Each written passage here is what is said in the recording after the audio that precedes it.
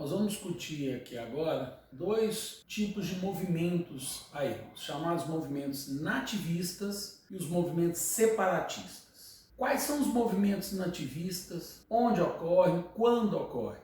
São vários. Nós vamos destacar aqui 4 deles de forma exemplificativa. No caso, a revolta de Beckman, de 1684, na capitania do Maranhão, ou no estado do Maranhão.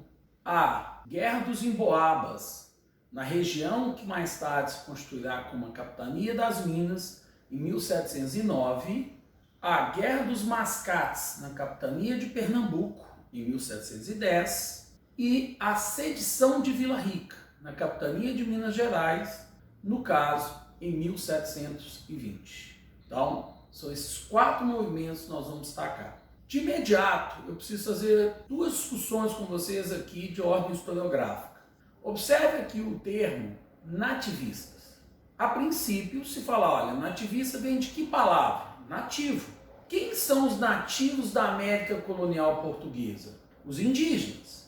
Então você diria, essas revoltas são revoltas indígenas. Não. Esses movimentos são movimentos feitos pelos colonos. Portanto, ou português ou diretamente de origem portuguesa. Daí você já tem como deduzir que o uso do termo nativista, ainda frequente na nossa historiografia, muito presente nos nossos livros didáticos, mostra uma abordagem de natureza eurocêntrica. A historiografia está ignorando aqui, no caso, os indígenas, considerando como nativos os colonos. Tá? Então este é o primeiro ponto da persistência deste olhar eurocêntrico, etnocêntrico, na denominação desses movimentos. O outro aspecto é que é muito comum na historiografia tradicional, na historiografia oficial, desde o final do século XIX ao longo do século XX, colocar esses movimentos como movimentos feitos pelos brasileiros. Então esses nativos seriam colonos brasileiros, fazendo oposição a quem? No caso, ao Estado português. E estes movimentos estariam, então, na gênese de um sentimento de brasilidade e seria o marco do início da formação de um Brasil. Isso é outro aspecto que precisamos questionar, discutir, em grande medida refutar. Primeiro, esses movimentos não são movimentos feitos por brasileiros. Esses colonos não se sentem assim. Não existe nesse momento aqui, do final do século XVII e início do século XVIII, um sentimento de unidade nacional de brasileiro. Se perguntasse a um desses colonos o que eles eram, muitos deles diriam português, mesmo tendo nascido aqui na América colonial portuguesa, que é um território parte do reino português, e são descendentes de portugueses. Então, assim se viam. No máximo poderiam apontar dizendo que são, por exemplo, pernambucanos, uma identidade que se formava regional, mas dizer que são brasileiros é um termo anacrônico, inadequado para defini-los. Por que que isso foi posto então numa historiografia, numa história oficial? Porque num discurso de afirmação, de construção da ideia da nação brasileira, foi-se construindo uma gênese da formação desse sentimento nacional. E esses movimentos foram apontados como a origem desta brasilidade. Nós vamos ver em que medida nós podemos perceber aqui uma contribuição para a formação de uma condição de brasileiros. Então, esses 2 aspectos, a crítica ao termo nativista e a questão de vinculá-los como sendo feito por brasileiros. O que a gente precisa situar em termos de contexto? Que essas revoltas ocorreram do final do século XVII, portanto, a partir de 1670, até o início do século XVIII, portanto, até 1730. Se você conseguiu perceber este período, já está tranquilo. Por quê? Nesse período você notará um aumento da intervenção do Estado. Lembrando que nós estamos falando de um Estado absolutista, que adota práticas mercantilistas. portanto, uma intervenção estatal na economia. Em outros momentos, em outras aulas, eu chamei atenção para uma frase que definiu o mercantilismo, que nas práticas mercantilistas o Estado é sujeito e objeto. Ou seja, o Estado fiscaliza, controla para mais arrecadar impostos e assim se fortalecer, tornando-se de fato absoluto. O contexto, portanto, de referência a essas revoltas, deve ser do processo da restauração do Estado português, que ocorre a partir de 1640. A restauração é exatamente o fim da União Ibérica, que durou de 1580 a 1640, período que o Estado português e o Estado espanhol estiveram unidos. Em 1640 ocorre o fim da União Ibérica, com essa separação. E o Estado português absolutista é restaurado. Restaurado o Estado português, em 1640, também será restaurado o mercantilismo português. Esse Estado carece, necessita de aumentar a sua arrecadação. Por isso ele vai gradativamente aumentando a sua intervenção estatal. Mais controle, mais fiscalização e, em consequência disso, o colono vai se sentindo mais tolhido na sua autonomia, mais controlado e mais tributado. Isso faz com que ele reaja. Então é importante vincularmos os movimentos nativistas com a restauração e o aumento do intervencionismo português, que gera uma reação desse poder local, no caso dos colonos. A descoberta do ouro no final do século XVII faz com que o Estado fique ainda mais presente, mais controlador, mais fiscalizador, oprimindo esses colonos, no caso mineradores, que reagem com o poder local. Então há uma direta relação entre aumento da intervenção do Estado, diminuição da autonomia do poder local dos colonos, provocando assim essas revoltas. Os movimentos nativistas, no caso Revolta de Beckman, Guerra dos Emboabas, Guerra dos Mascates e Sedição de Vila Rica, são trabalhados muitas vezes como um conjunto, o que favorece que o aluno se confunda muito pela nossa forma de explicar. Se eu associei todos esses movimentos, fica até a impressão que um poderia ter influenciado o outro, como se a Guerra dos Emboabas tivesse relacionado ou tivesse sofrido influência da Revolta de Beckman, ou que a Guerra dos Mascates tivesse de alguma maneira relacionada com a Revolta de Beckman. Na verdade, são movimentos associados, separados em tempo e espaço e em causa imediata.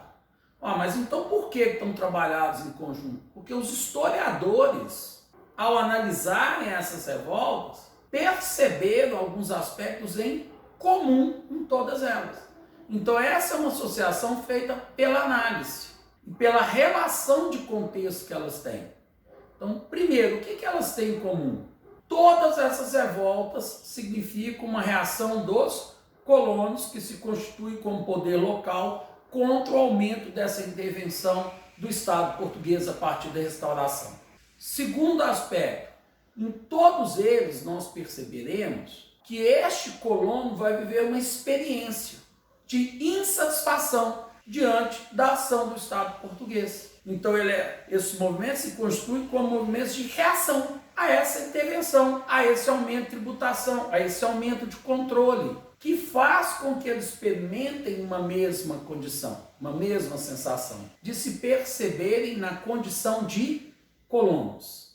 Não posso dizer que se percebam como brasileiros, que até este momento, se você perguntasse a esses colonos quem os representava, eles diriam o Estado português. Eles são parte do quê? Do reino português. Para esses colonos, seja na Revolta de Beckman, seja na Guerra dos Emboabas ou na Sedição de Vila Rica, fica nítido que o interesse deles contrasta com o interesse da metrópole. É como se o interesse do Estado português fosse nessa direção e o interesse dele, colono, fosse o sentido contrário. E o pior, neste momento, qual interesse predominou? O do Estado português. Então esses colonos perceberão que eles não são representados pelo Estado português. Então posso perceber o desenvolvimento de um sentimento da condição de colono, o que não quer dizer da condição de ser brasileiro. Então eu percebo que não sou um português, eu percebo que esse Estado português não me representa. Eu me dissocio de Portugal e do Estado português, podendo desenvolver um sentimento regional, de dizer eu sou pernambucano, eu sou maranhense.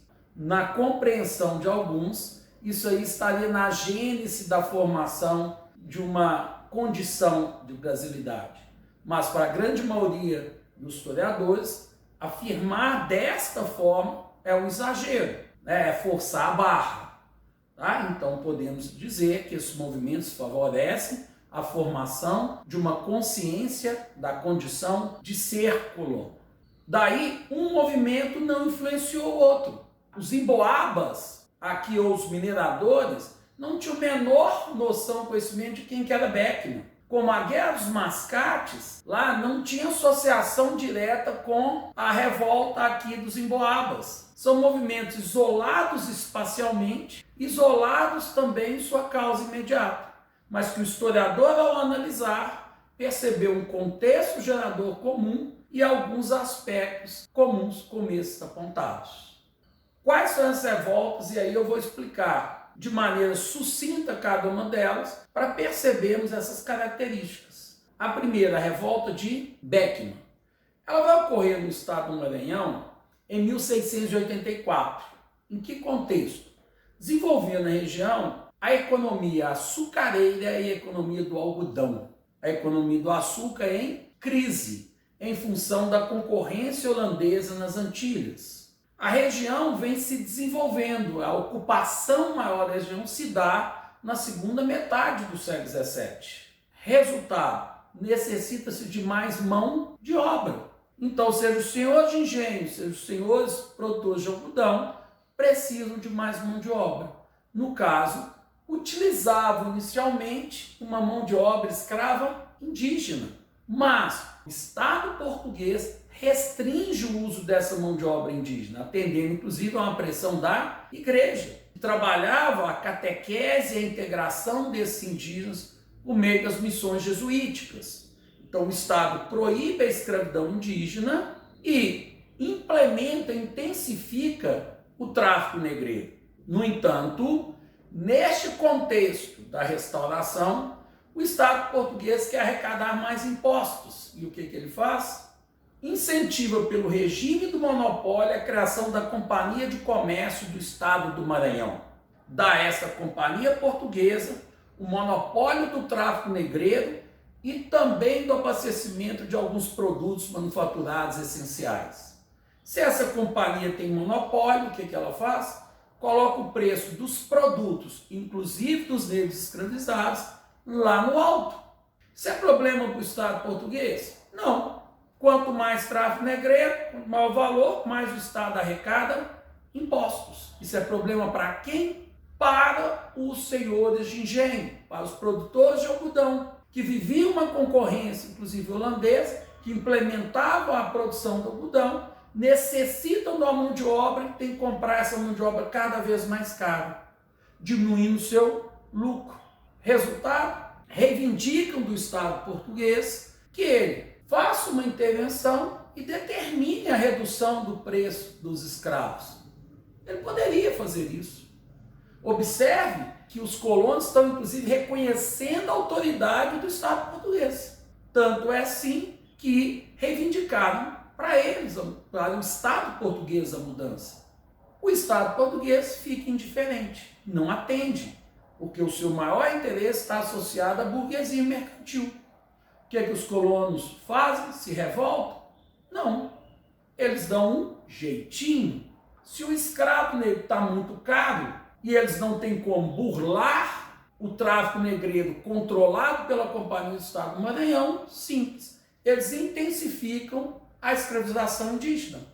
Então, contratam bandeirantes que, inclusive, atacam aldeias, atacam missões jesuíticas onde vão conseguir já um índio aculturado, domesticado, para usar o termo da época, e escraviza. Agora o que nós estamos vendo? A ação dos colonos, poder local, homens bons, senhores de engenho e produtores de algodão, contraria o interesse do Estado português, porque dessa forma diminuiria o tráfico negreiro, então menos comércio, menos impostos, contraria a burguesia mercantil da Companhia de Comércio do Estado do Maranhão, que vai vender menos escravos negros, e também contraria a igreja, porque intensifica a escravização indígena e ainda ataca as missões jesuíticas. Os 3 agentes da expansão marítima e os 3 agentes da colonização contrariados por esse poder local, por esses colonos.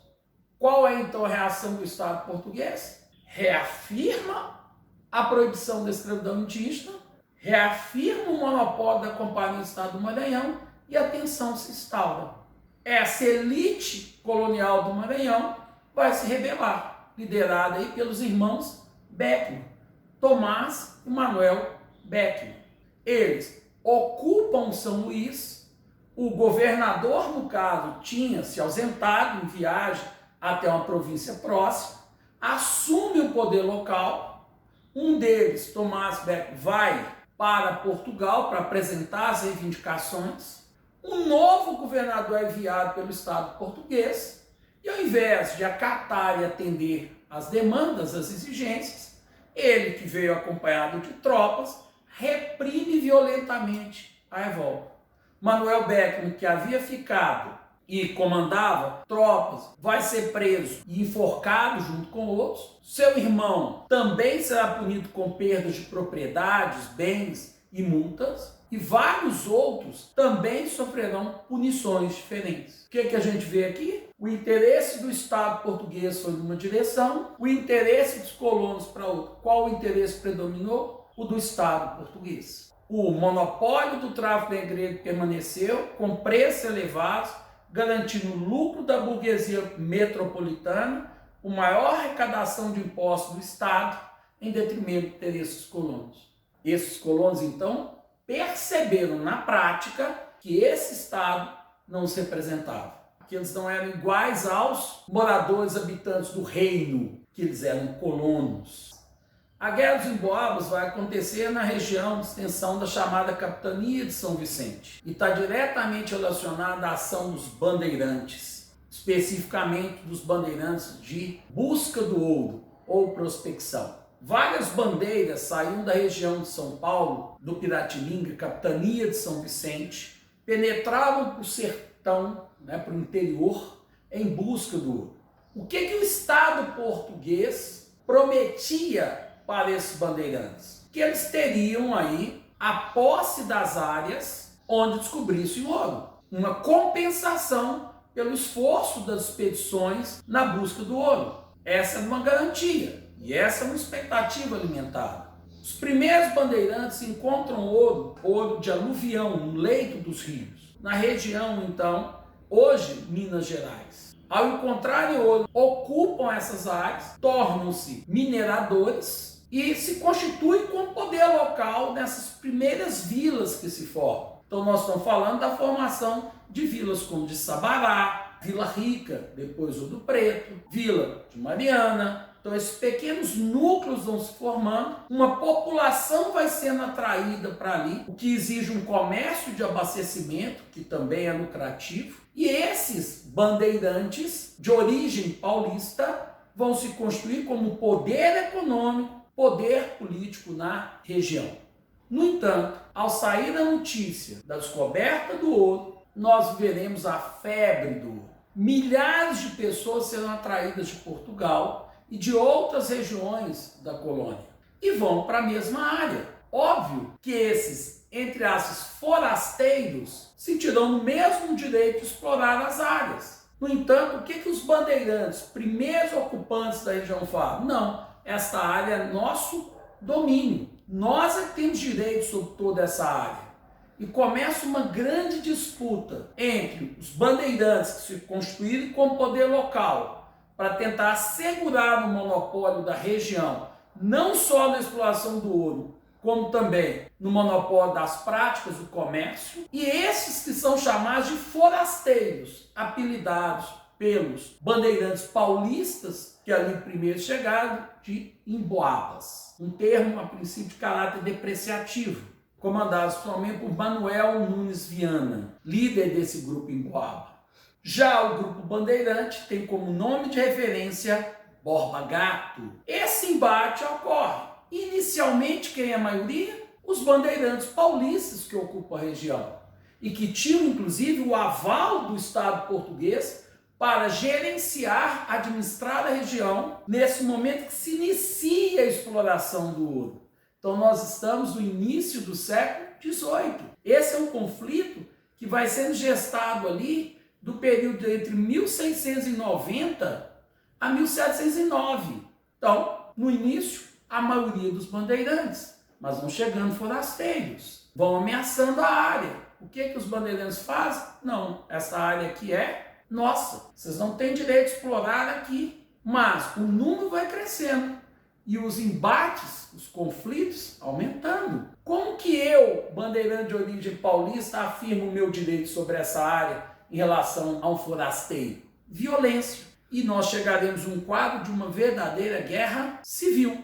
Porque o número de emboabas vai se aumentando. E eles também vão se organizando. E eles vão afirmando o seu direito à exploração das áreas. Teremos um quadro com milhares de mortos ao longo desse período, embates entre os dois grupos. Inicialmente, o Estado português dava sustentação e amparo ao grupos bandeirantes comandados aí por Borba Gato, que tinha uma condição de tenente general aqui.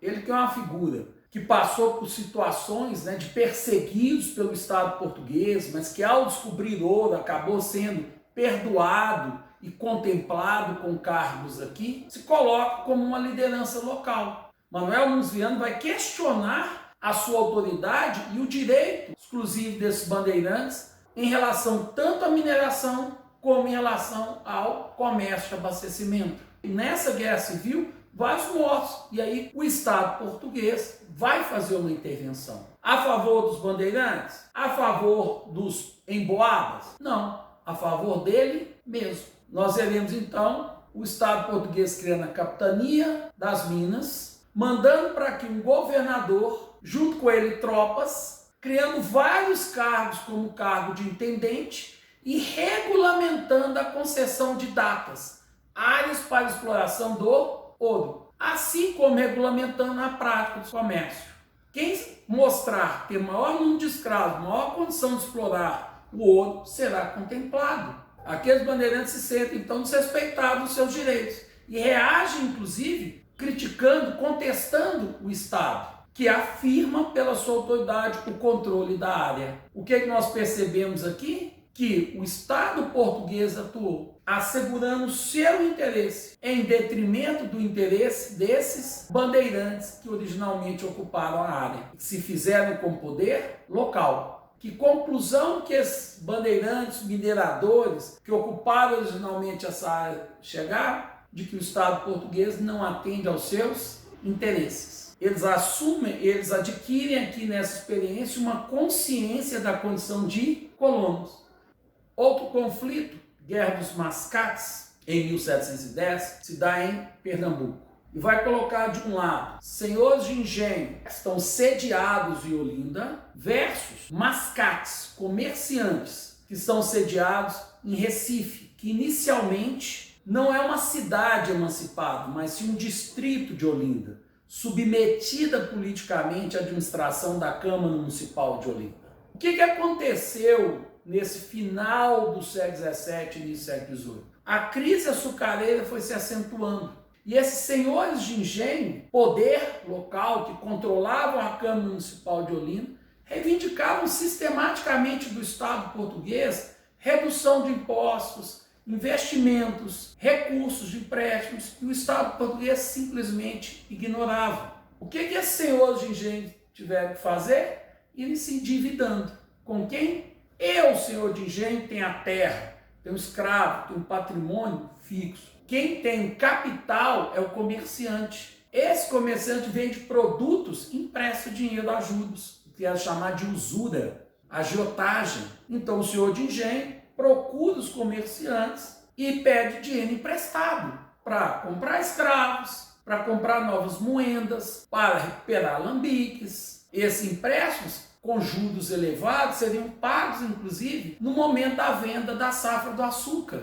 Esse endividamento vai não crescendo, o que gera uma tensão entre os dois grupos. O Estado português vai adotar uma medida que vai contrariar esses senhores de engenho, principalmente por desconsiderar, diminuir o poder político deles. O Estado português, visando maior organização administrativa, resolve emancipar a vila de Recife, transformá-la em um município autônomo com poder local próprio, com a Câmara Municipal própria. Daí retirando Recife do controle de Olinda, controle dos senhores de engenho.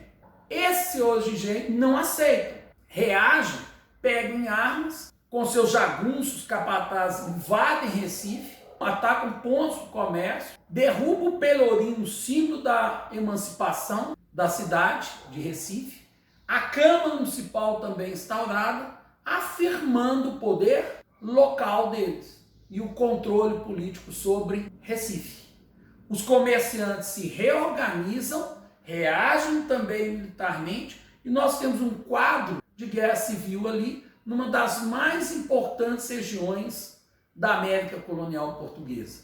E aí sim, o Estado português vai intervir. Manda um novo governador com tropas, reprime as revoltas, impõe uma ordem, uma pacificação e concede empréstimos? Não. Faz investimentos na área açucareira? Não. Reduz o preço de escravos? Não. Deixa a situação exatamente como estava. E reconhece ainda a emancipação de Recife, afirmando a sua autoridade. O que esses senhores de engenho perceberão?